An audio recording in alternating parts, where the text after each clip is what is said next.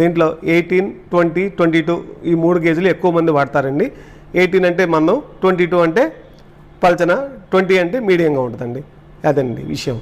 తర్వాత ఈ cupboards square feet లెక్కన చార్జ్ చేస్తారండి. స్క్వేర్ ఫీట్ ఇంత అని ఉంటుంది. ఈ యొక్క కప్బోర్డ్స్ కూడా మోడల్స్ చాలా రకాలు ఉంటాయి. ఫ్రేములు డబుల్ బార్డర్ అని, సింగిల్ బార్డర్ అని, రకరకాల ఫోటో ఫ్రేమ్ అని రకరకాలుగా తయారు చేస్తారండి. అది మన యొక్క అవసరాన్ని బట్టి, మన యొక్క టేస్ట్ని బట్టి తయారు చేస్తారు. తర్వాత ఇది వచ్చేసి 100% పెస్ట్ ప్రూఫ్ అండి. ముఖ్యంగా గుర్తుపెట్టుకోండి, చెదలు ఉన్న ఏరియాల్లో ఇది చాలా ఉపయోగపడుతుంది. మనం దీన్ని మెయింటెనెన్స్ కోసం చూడక్కర్లేదు. ఇప్పుడు వుడెన్ కానీ కప్బోర్డ్స్లో చాలా రకాలతో చేస్తారండి. అల్యూమినియం, వుడ్, తర్వాత విలైన్, మౌల్డెడ్ ఫర్నిచర్, ఇలా రకరకాలుగా చేస్తారండి. వీటన్నిటికన్నా కూడా ఇది డ్యూరబిలిటీగా ఉంటుందండి. తక్కువ రేట్లో అయిపోతుందండి.